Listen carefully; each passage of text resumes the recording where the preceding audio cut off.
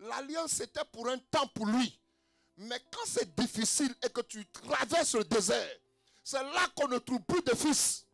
Les gens décident de retourner vers la ville où il y a des châteaux, où il y a des maisons, où il y a ceci. Or, c'est en ce moment où tout le monde t'abandonne que tu vas trouver des fils du désert. Ces fils n'ont pas connu la gloire première. Mais dans ton désert, ils naissent parce qu'ils croient encore en toi. Des hommes peuvent tisser alliance avec toi quand tout va bien. Mais quand tu traverses un désert, il est question de séparation parce que quand il regarde David, David n'a plus rien. David n'a pas d'armée. On l'a dépouillé, il n'est plus le chef de l'armée.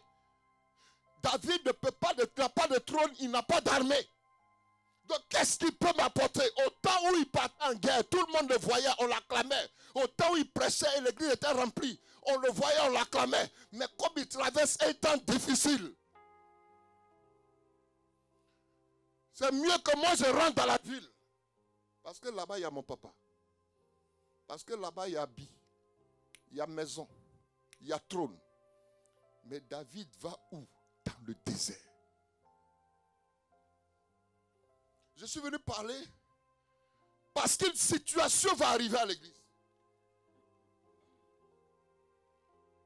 Un événement qui n'arrangera pas de cœur va arriver à l'église.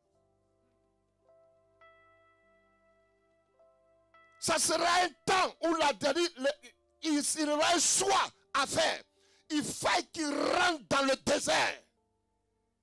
Mais est-ce qu'il trouvera des fils qui, au temps où tout était bon, l'ont acclamé, vont le suivre?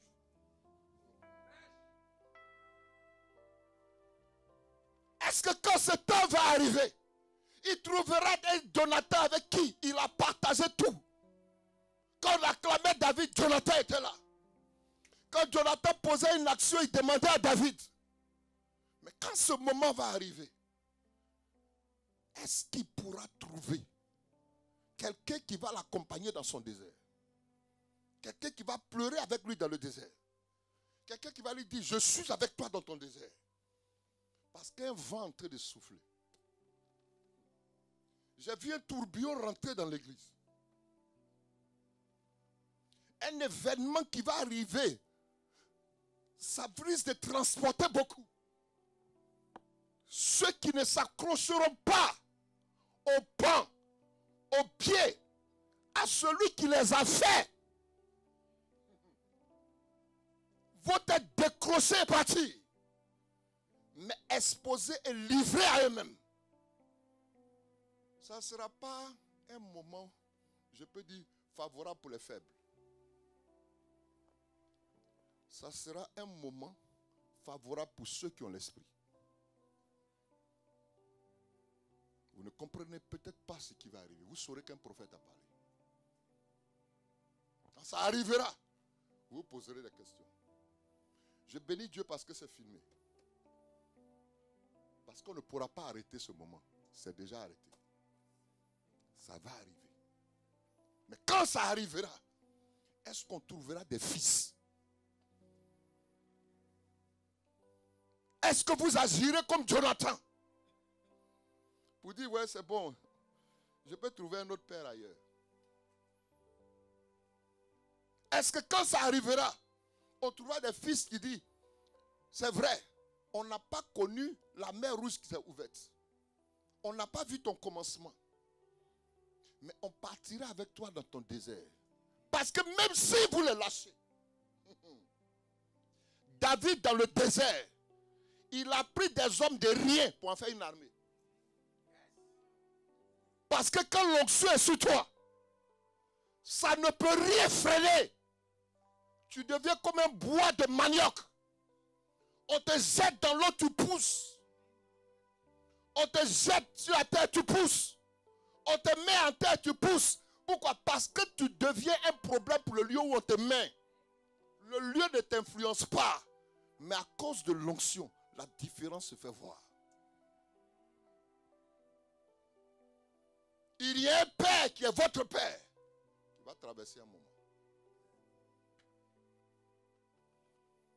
On est venu, on a acclamé, on a dansé.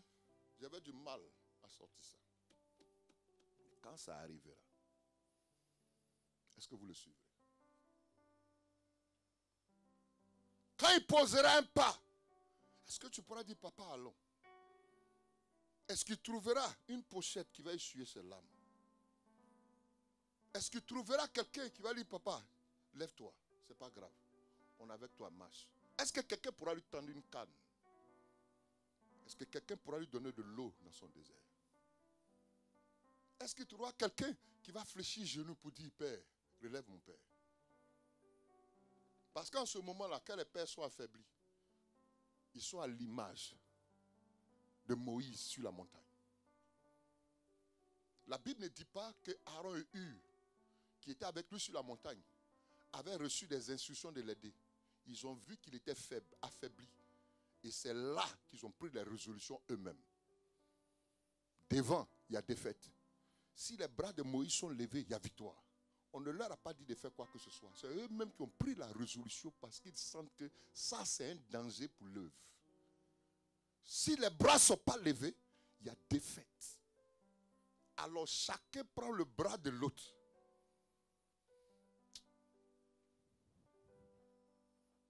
Vous pouvez venir. Mettez-vous là. Tenez mon bras. Non, prenez la main gauche. Levez. Quand il lève, levez avec l'autre bras, avec l'autre bras. Regardez. Quand il lève ma main, où se trouvent ses narines? Sous mes aisselles. Donc il sent des odeurs corporelles, des secrets me concernant que vous ne sentez pas. En Israël, ils portent des tuniques, des vêtements où il y a sueur, des odeurs qui sont corporelles rattachées aux vêtements qui sentent. Mais il ne veut pas regarder à la souffrance. Il sait que l'intérêt de la victoire est plus important que l'odeur qu'il sent. En ce moment-là, vous allez rentrer dans l'intimité de votre Père pour voir certaines choses. Je parle prophétiquement, celui qui a des oreilles, prête oreille.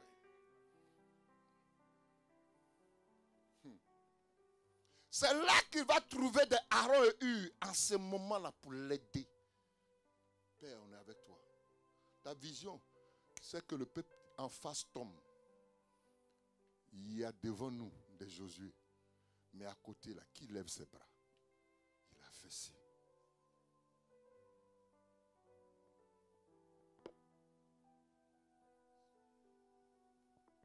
La gloire est comme un tourbillon qui te trimballe, qui te transporte, qui te conduit. Parce que c'est l'atmosphère de l'église. En ce moment-là, ce n'est pas ça l'église. Ce que le Seigneur m'a montré concernant cette église, ce n'est pas limité à ce lieu. Même si c'était ce lieu, c'était 4-5 cultes. Mais il y a quelque chose qui ne va pas ici. Il y a un élément qui n'est pas important ici. Il y a une situation qui trouble l'avancée. Parce qu'il a connu un temps où il était hissé.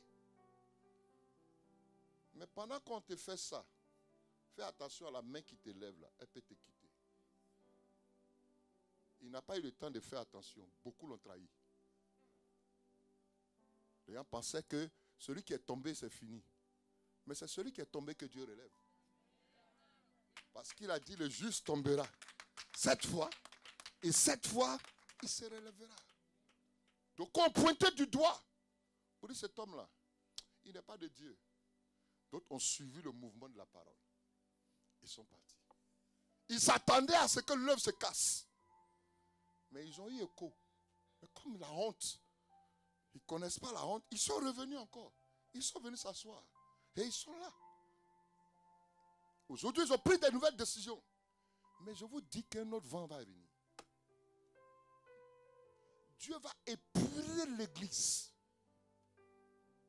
Parce que ce qui va commencer après l'année qui va commencer, si tu n'es pas assis, tu vas partir. Et tu seras surpris de voir des gens venir s'asseoir à ta place. Parce qu'il va équiper l'église dans une autre dimension. Sinon, je ne suis pas prophète. Il m'a donné ce passage pour dire que Il y a des vents, des gens qui disent, papa, je suis avec toi. Jonathan dit, je suis avec toi, papa David. Mon père là même, il veut te tuer. Mais au temps du désert, il a laissé. Il est retourné vers son père biologique. Papa, c'est toi le vrai roi. Il y a ma chambre qui est là, non? Oui. Il y a ma chérie qui est là? Oui. David là même, il voulait qu'il y ait lui dans le désert. Mais il n'est pas suivi. C'est toi mon père. Ah. Quand il jeûnait, il priait, il n'était pas ton père. Quand il venait te voir à 4h, à 5h du matin, ce n'était pas ton père. Quand à cause de toi, même souvent, il rentrait tard. Dans la maison, c'était un peu remué. Ce n'était pas ton père. Ah, ok. Le désert, là, c'est ce qui est fait pour révéler les mauvais. Pas forcément les bons, parce que les bons sont bons, ils sont toujours là. Mais c'est pour dévoiler les mauvais que Dieu permet un désert.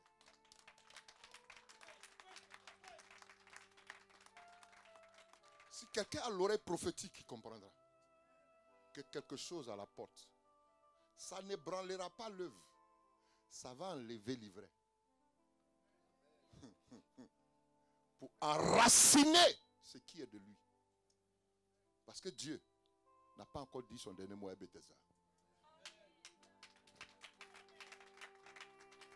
C'est la maison de miséricorde. C'est la maison de paix. Ça, c'était une parenthèse pour ce que l'Esprit m'a dit concernant l'Église.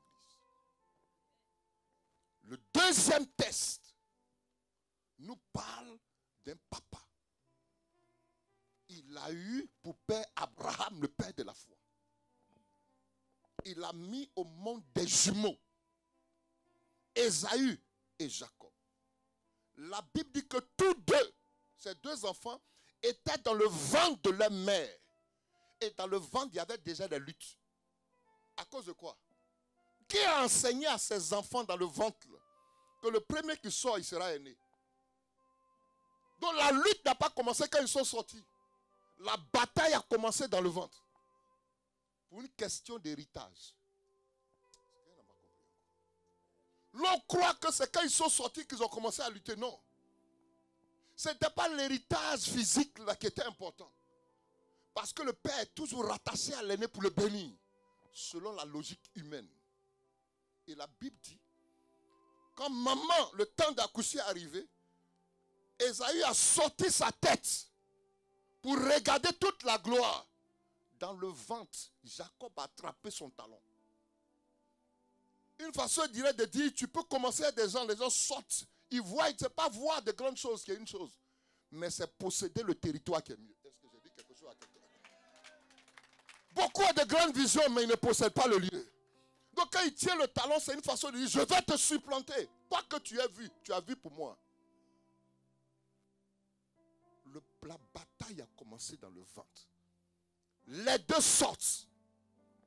Et la Bible dit, de tout le temps qu'ils ont passé, Jacob a trouvé toujours des astuces pour pouvoir toucher au droit d'aînesse de son frère.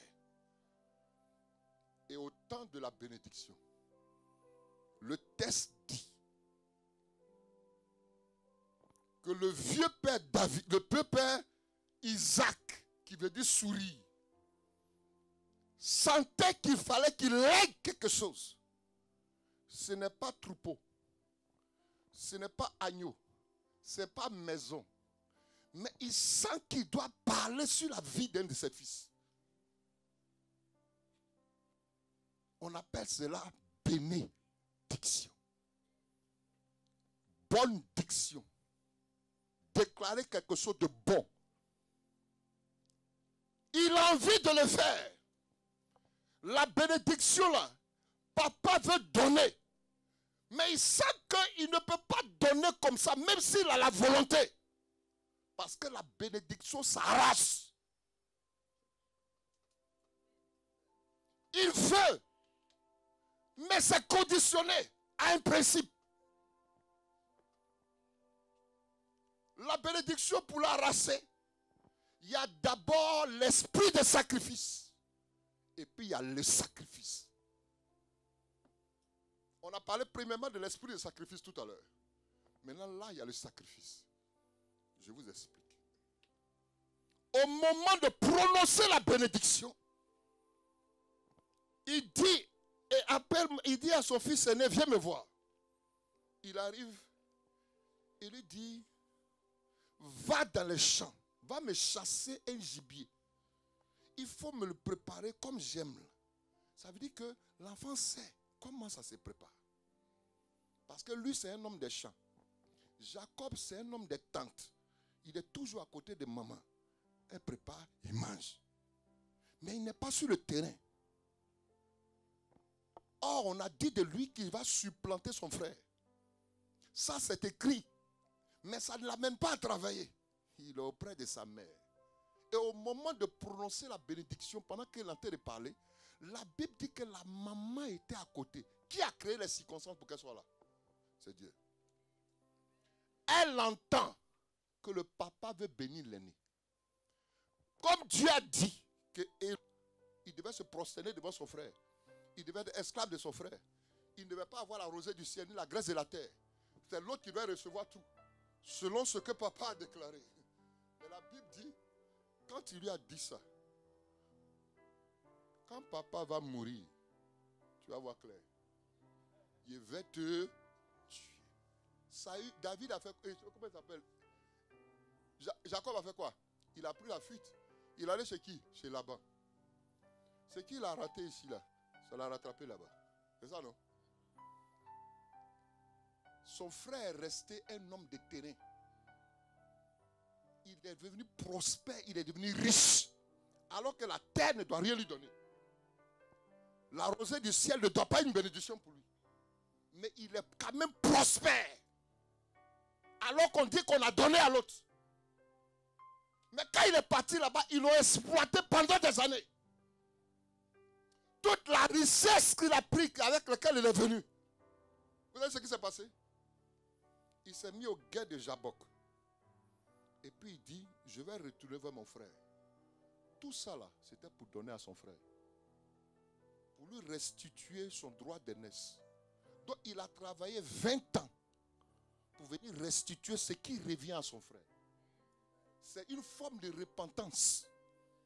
Quand il s'est mis derrière le guet, la Bible dit que Jacob demeura seul. Mais un homme vient lutter avec lui.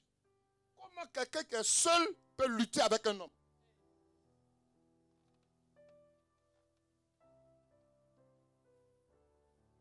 Dès qu'il finit, la Bible dit qu'il envoie sa femme, les premières. Devant eux, là, il y a des animaux. Ça va devant qui? Ésaü. C'est pour qui? Ésaü. Tout travail qu'il a fait 20 ans, il va donner à Ésaü. Il prend une autre des esclaves, là, les deux femmes, là, avec des présents. Et tous, quand ils voient Ésaü, là, ils se prosternent. Ton patron, mon Seigneur, on est là, mais ton serviteur arrive. Toute sa famille s'est prosternée. Alors que la Bible dit, c'est Ésaü qui devait se prosterner devant lui. C'est ce qui a été écrit, non? Mais la lutte entre Jacob et Ésaü n'a plus eu lieu. Pourquoi? Parce que quand il a croisé l'ange lui dit, comment tu t'appelles? Pourquoi il lui pose la question encore? Parce que la bénédiction répond au nom. Il dit, je m'appelle Jacob. Il dit, cette fois-ci, tu n'as pas menti. Parce qu'il y a une bénédiction qui était rattachée au droit d'aînesse. Toi, ta bénédiction ne doit pas venir de la terre. Mais ta bénédiction doit venir d'un ange. De la bénédiction céleste qui est rattachée à la lignée céleste et non au droit d'aînesse. Tu as lutté avec les hommes. Donc en Jacob, il y avait deux destinées. Il y a la destinée physique terrestre et il y a la destinée spirituelle. Quand on dit il a lutté avec les anges et il a lutté avec Dieu et il est sorti vainqueur, ça dit en toi, il y a la destinée terrestre. Tu luttes pour droit d'aînesse alors que Dieu t'a réservé grand. Il y a des combats qu'on mène, mais qui ne sont pas nôtres. Ça ne nous est pas réservé, il y a encore meilleur que ça là. Alors là, je lui demande, mais comment tu t'appelles? Il dit, je m'appelle Jacob. Il dit, l'autre fois là, tu as dit Ésaü.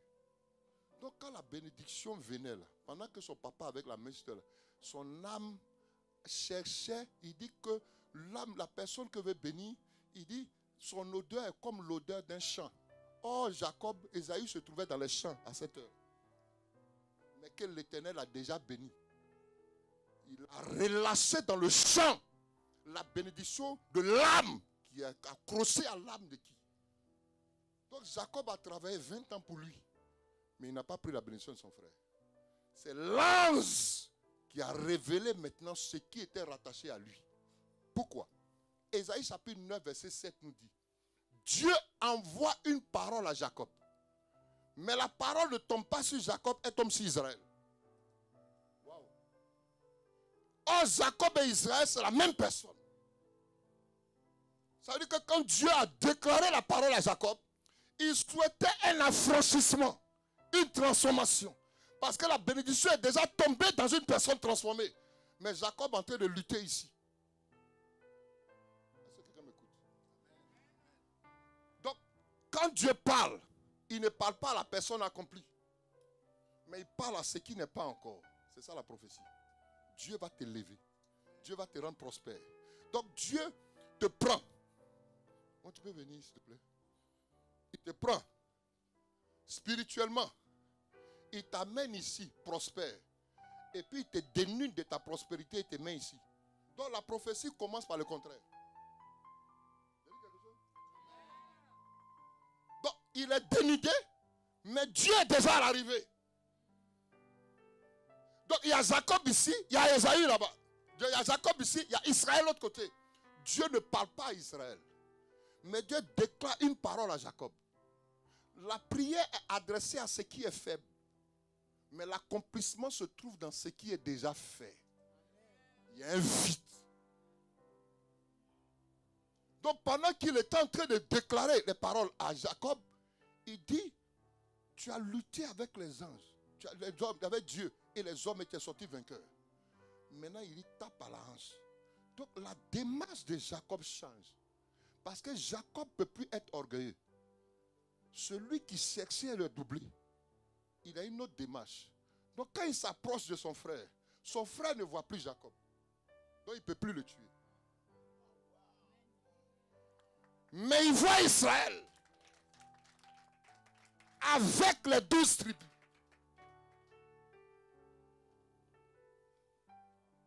Seul des pères peut t'introduire, faire la distinction. Il peut te positionner spirituellement. Il peut te bénir physiquement. Déclencher le ciel dépend de ton attitude. Jacob n'avait pas encore été transformé. Sa maman l'a introduit dans l'erreur. Dans la bénédiction des droits d'aînés. Les aînés. Les droits d'aînesse. Or lui, il était rattaché à la lignée, le futur. Il n'avait rien à voir avec la terre.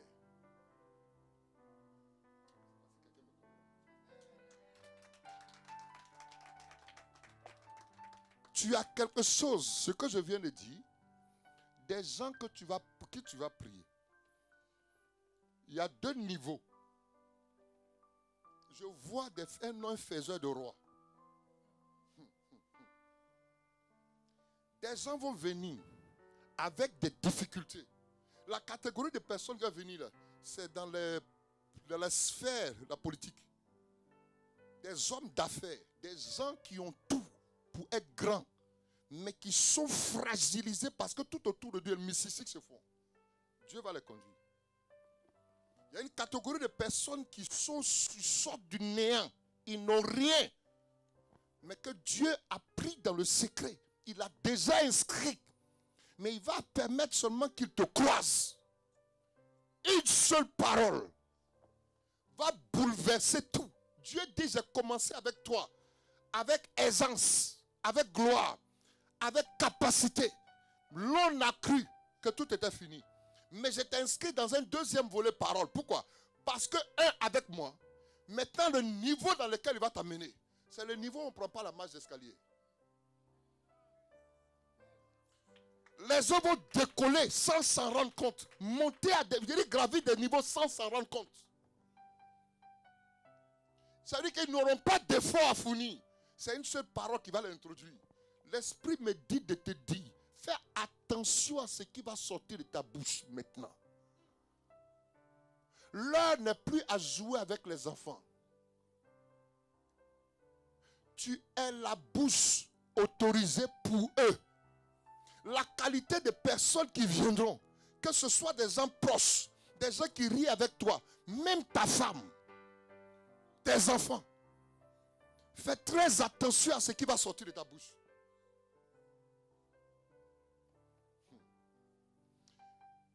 Je vous préviens, son épaule donnée est faite pour que vous montez, pas pour que vous jouez avec.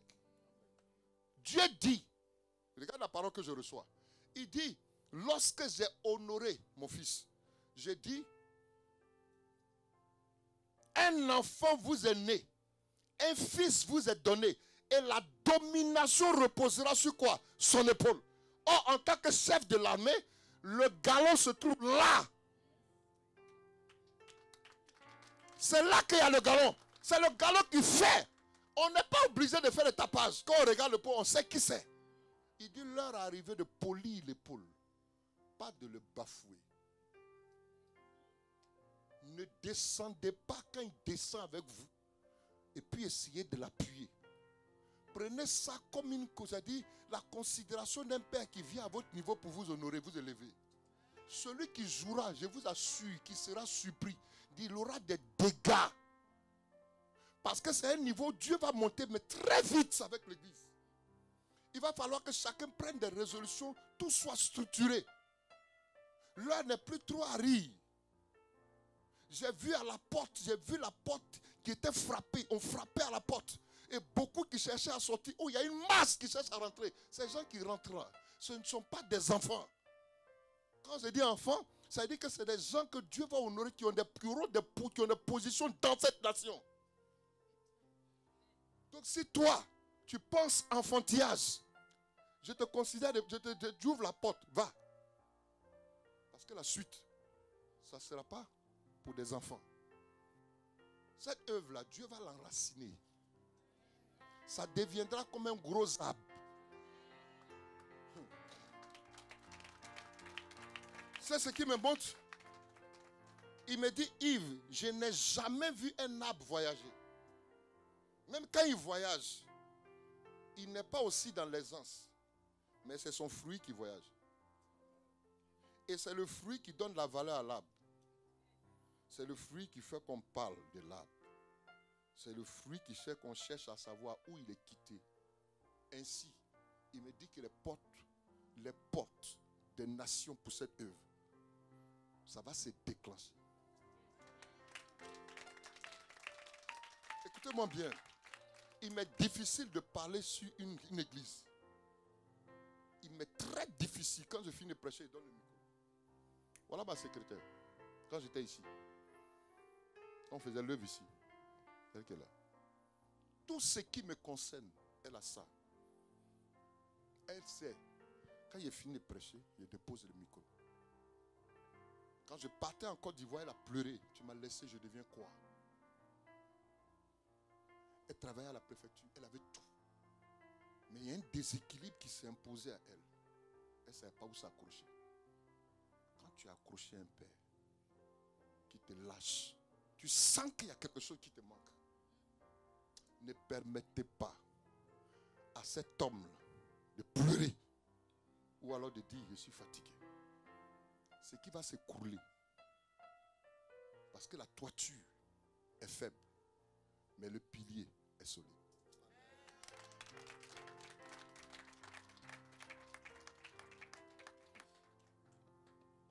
Donc, vous voulez la bénédiction du corps ou la bénédiction de l'âme? Parce que lui, là, il est aveugle. Votre papa est aveugle. Quand il s'agit de bénir, là, il est aveugle. Même s'il déclare, Dieu cherche les principes. Il y a des choses que tu vas faire dans le secret. Et qui a fait ça? Seigneur, bénis cette personne. Il ne t'a pas vu. Mais son âme t'a béni. Ça va te chercher. Pourquoi? Parce que la bénédiction répond au nom. à celui qui s'abonne. Donc ça veut dire qu'il y a des gens qui vont se déguiser pour pouvoir prendre ta bénédiction, ils ne pourront pas prendre. Ben, ça ne les concerne pas. J'annonce que tous les sorciers qui dans le secret sont censés se déguiser pour pouvoir prendre ta bénédiction, qu'ils soient surpris de te voir là où ils ne voulaient pas, au nom de Jésus. Il fallait que je vous parle de cette pensée. Parce qu'il y a des actions qu'on doit poser dans le secret. Qu'est-ce que Dieu attend de toi? Qu'est-ce que tu dois faire? J'ai pris mon salaire un jour. Tout mon salaire.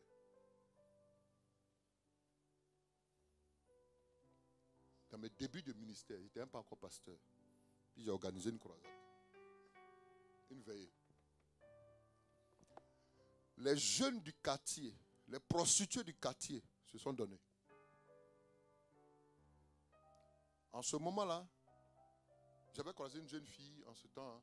Elle avait pris une grossesse de moi. Et puis je me suis converti. Donc je ne l'ai plus touchée. La femme doit accoucher. Et puis il y a mon salaire en main. On dit il faut l'argent pour faire la veille, pour organiser la veille. À ce moment, il était pompier. Il regarde la grossesse. Il regarde mon argent. J'ai donné l'argent. Ils ont organisé la veille. Et j'ai dit tu ne sors pas maintenant. Il faut attendre. Il est resté. Et il est sorti à la fin du mois qui suivait. C'est mon premier garçon. Maintenant, ce que j'ai vécu après ça,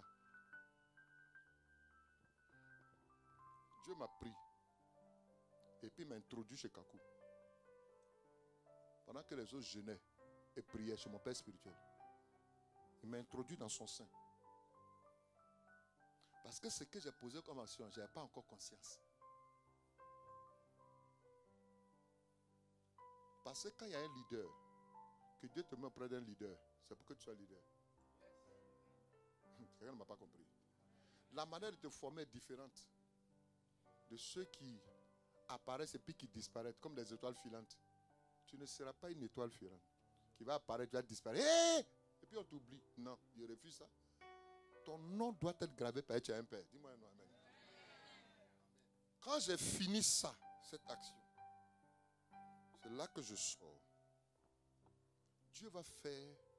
Je n'avais jamais, je dis jamais pensé un jour voir un mort ressusciter.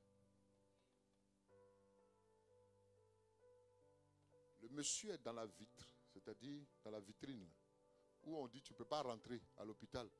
On dit on ne peut pas rentrer là. J'étais en ce moment allé, on était parti un dimanche après la plage. On allait avec le prophète Jean-Marie de Moreau en bordure de mer. Dès qu'on est arrivé là, net, on m'appelle de la France. Papa, j'ai un problème. Mon papa est dans le coma, il est en train de mourir. Il dit, mais on vient d'arriver à la plage. Il y a la chair. Et puis il y a le devoir. Je ne suis pas pasteur, mais pourquoi on m'appelle? J'ai posé une action. Mais qui est rattachée, dont le manteau est rattaché à l'homme qui ressuscite. C'est que quelqu'un peut me comprendre. Je sors de là. J'arrive au-dessus du très civil. Je veux rentrer, on dit on ne peut pas rentrer. Donc j'ai dit, bon, c'est une occasion partie. Papa, pardon, il faut prier quand même. Donc je regarde au travers de la vitre. Je mets ma main sur la vitre. Et puis il dit, Seigneur, il n'y a pas de distance entre toi et le miracle. Tu es omniprésent. Là-bas où il est, qui respire. Je suis en train de faire comprendre que il y a des choses qu'on dit. La femme qui avait la perte de sang, depuis combien de temps? 12 ans. Elle n'était pas dans le programme de Jésus. Même le pasteur qui a appelé Jésus pour dire viens chez moi pour prier pour ma fille n'était pas dans le programme de Jésus. Jésus passait. Ils se sont inscrits dans son programme. Pendant qu'il est en train de partir, derrière, il y a une femme qui s'est dit non, ma situation est plus urgente que celui avec qui tu parles. Elle vient toucher le pan de sa robe. Dis avec moi pan. Jésus se tourne. J'ai posé la question, pourquoi il se tourne? Parce qu'il est écrit dans la parole de Dieu que le pain, le sort de toute personne se trouve dans le pain.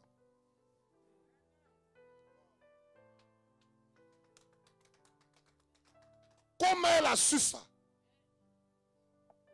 Pendant que Zachée cherche sycomore, elle cherche pain. Donc il y a quelque chose que tu dois faire qui est différent de celle de Zachée. Où les gens sautent, toi tu ne dois pas sauter. Tu dois chercher quelque chose de différent. C'est pas parce que quelqu'un a donné 100 €, il est venu rendre un témoignage que toi aussi. Le vieux père Talingano. Je venais d'acheter ma Chrysler Voyageur avec mes enfants. Je vais le voir. Papa parle, il parle, il parle. Oh, c'est le vieux père de mon père. Donc quand il regarde le vieux là, je n'ai même pas le droit de m'asseoir en face de lui. Tu arrives chez lui, tu ne peux pas critiquer.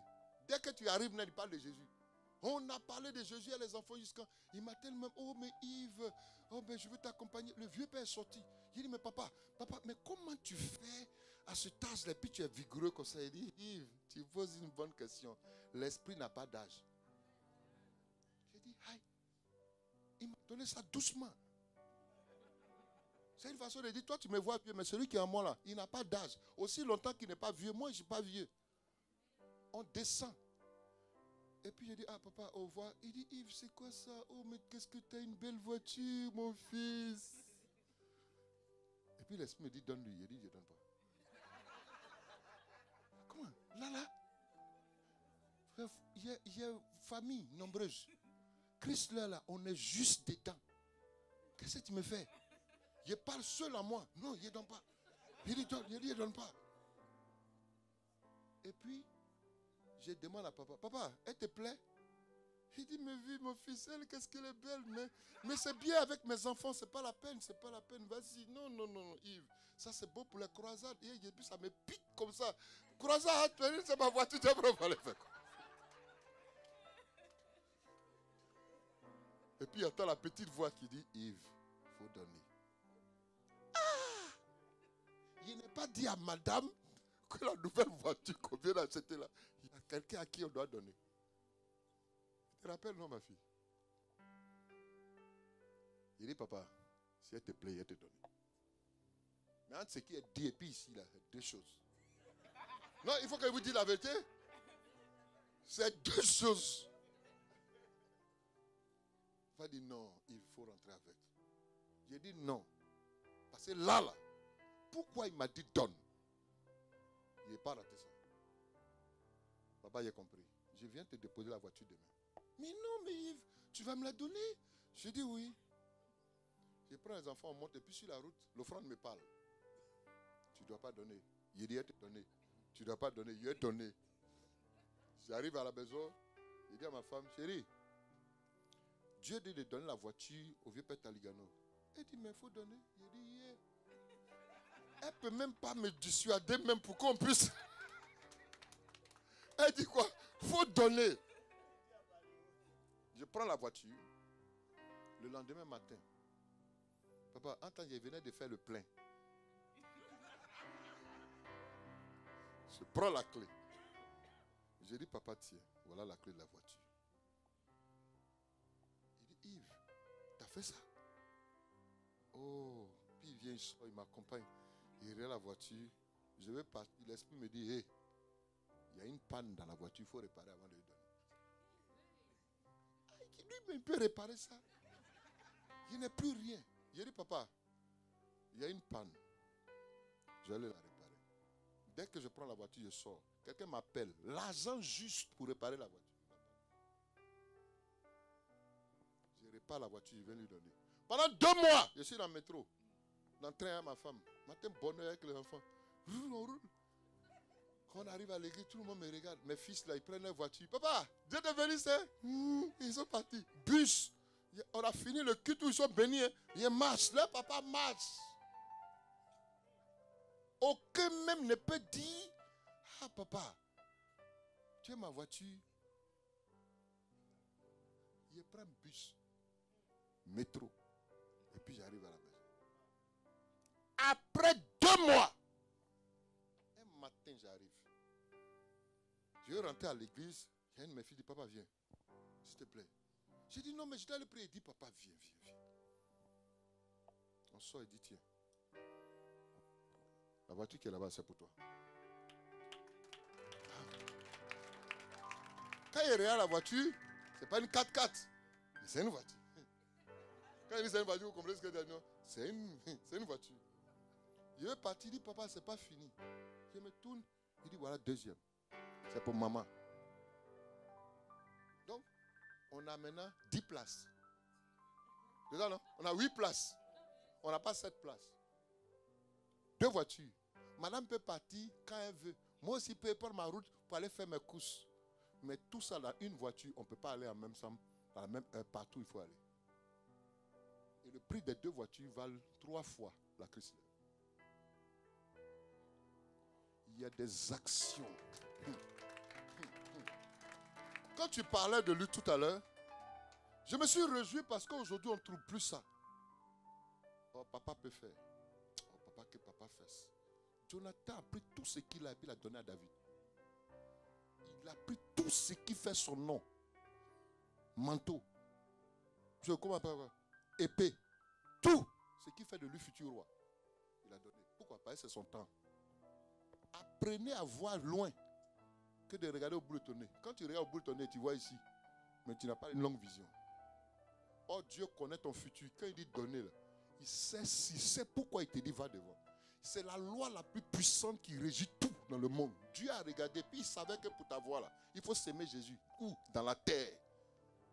Pour qu'il ressuscite. De la même manière, Dieu voit ce que tu as aujourd'hui là. Tu as mangé, ça a fini. Mais il crée les circonstances parce qu'il a déjà ordonné. Mais il attend que ça se transforme en présent dans ta vie. Qu'est-ce que tu attends que Dieu ne peut pas te donner? C'est plus une histoire de prière. Quand tu pries là, tu pries, il y a protection. Seigneur, délivre-moi, les anges viennent. Mais quand tu apportes une offrande, l'odeur monte. La seule fois où j'ai vu qu'on devait faire adorer Dieu, ce n'est pas avec instrument. Abraham a pris son fils pour aller adorer Dieu. Est-ce que quelqu'un me comprend? On n'a pas dit à son fils là. C'était l'adoration que Dieu voulait. Il devait le livrer pour que l'odeur monte. Je suis en train de vous parler. Parce que où je suis là, quand je me lève, je suis assis comme ça. Dieu dit va ici, va ici, va ici, va ici. Pourquoi? Parce que j'ai tout abandonné, je suis retenu en Côte d'Ivoire. Où je suis en ce moment, c'est dans les marchés. Je finis de prêcher. Et puis on me donne sachet d'atchéké, comme si c'est 1000 euros. Aujourd'hui, tiens, va là-bas. Je vais à Abidjan pour une semaine. J'ai fini, je suis aux États-Unis. Pour 40 jours. Je reviens, je m'en vais ailleurs. Tout ça pour la cause du Seigneur. Quelqu'un qui est à niveau 4e, qui était appelé à être qui était agresseur, bandit, voleur, violeur. Je ne sais pas si quelqu'un est en train de me saisir. Hein? Donc ma vie même est une offrande. Je ne m'appartiens plus. J'ai un propriétaire. Donc souvent quand tu surprends quelqu'un qui est de passage, comme un nomade qui dépend de Dieu, en fait il t'a donné pour que cette personne-là vive. Je ne sais pas si tu as l'oreille. Dis à quelqu'un, tu as trop parlé. On veut voir les preuves dans nos vies. C'est rattaché à.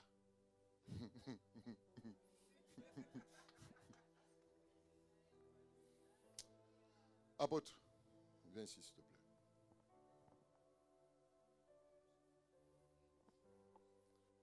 L'esprit me dit qu'il doit poser une action. Oui. Pendant la prédication, il aura une action à poser. Quand il va arriver à Abidjan, à peine il va mettre les pieds là-bas, il y a quelque chose qui l'attend. C'est conditionné. Il y a un mouvement qui va se passer. Parce que ce message-là, tu vas le prêcher. Pendant que tu seras en train de prêcher, des gens vont se lever. Parmi ces personnes, il y a une femme. Cette femme-là va poser une action dans ta vie. Je dis, cette action-là, je bénis Dieu que ce soit filmé. Elle va poser une action dans ta vie. Tu as touché des choses, hein? Mais ça sera petit. Parce que ça va provoquer un déclic. Dans le spirituel, là, il y a quelqu'un qui est caché derrière elle, qui a un dépôt pour toi.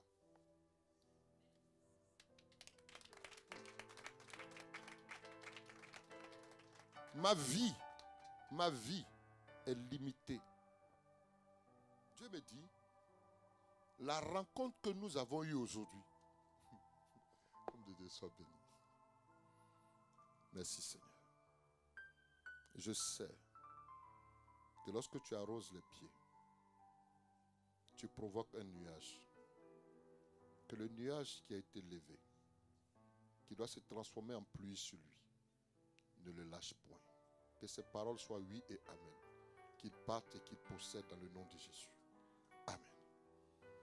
C'est un pasteur qui se met dans cette position. Pas parce que je suis plus grand que lui. Pas parce que j'ai l'onction plus que lui. C'est une question de principe.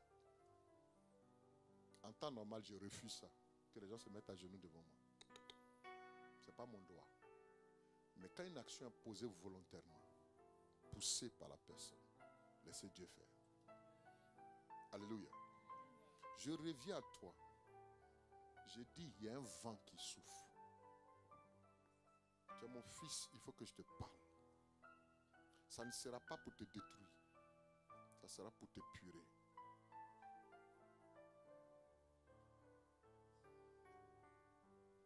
Cette église-là va connaître une expansion. Les vrais fils là, vont se tenir là. Ceux qui ne sont pas de toi vont partir. Que tes larmes ne coulent pas. Parce que derrière la porte, il y a une vague qui s'est levée. Cette vague-là va descendre avec une variété de personnes. Quand la vague se lève et qu'elle descend, elle envoie des débris sur le sol. Ce qui est à l'intérieur qui était tranchant dans la mer perd ce qu'il faut.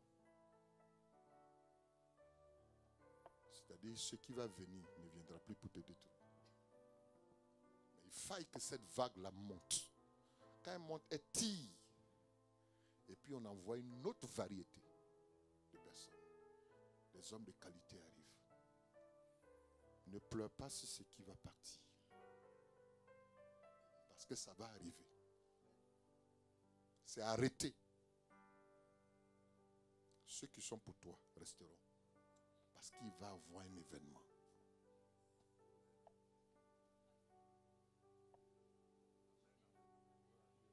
Écoutez-moi très bien.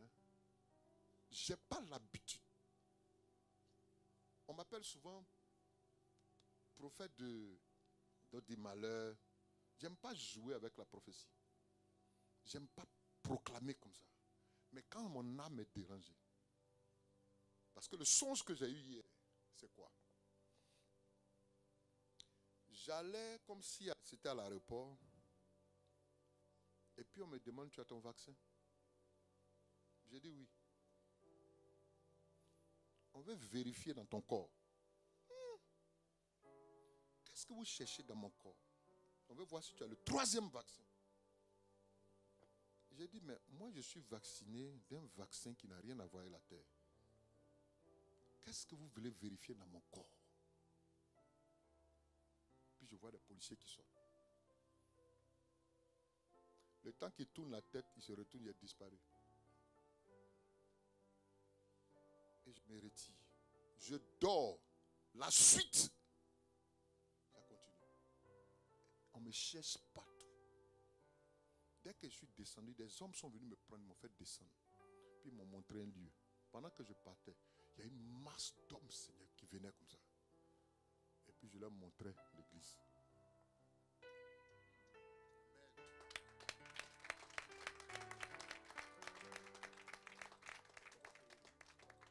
La La vérité que tu es en train de prêcher, là, continue de prêcher. Ne rentre pas dans le faux. Ce n'est pas parce que d'autres vont partir que tu vas te permettre de les cajoler, essayer de les... Reste la vérité. La vérité, c'est la vérité qui est affranchie. Quand je me suis réveillé, je pensais que ça me concernait. Il dit, c'est où tu vas prêcher. Parce que beaucoup ont accepté d'être vaccinés du faux. Ils ont accepté le faux ici en France. Ils ont donné leur corps. Ils ont injecté du faux pour avoir la masse. Or, la masse se trouve en toi. Quand tu développes, tu engendres. Continue de prêcher le vrai.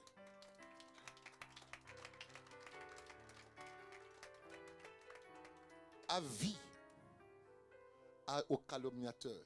Ce n'est pas bon pour vous. Quand l'événement va arriver, toi qui... Téléphone ici, à vous arrange. Toi qui...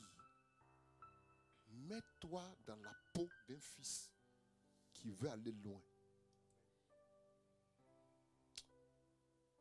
Il y a une autorité qui arrive. Ça ne sera pas loin.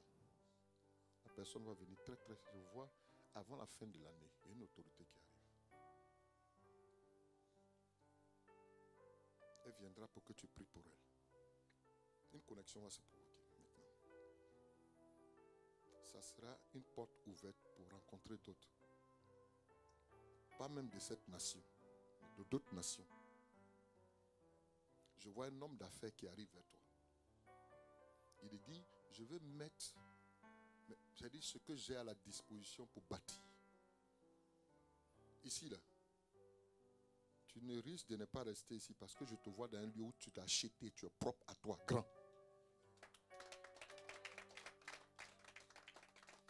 Ne t'attends pas à ce que cela sorte de tes propres forces.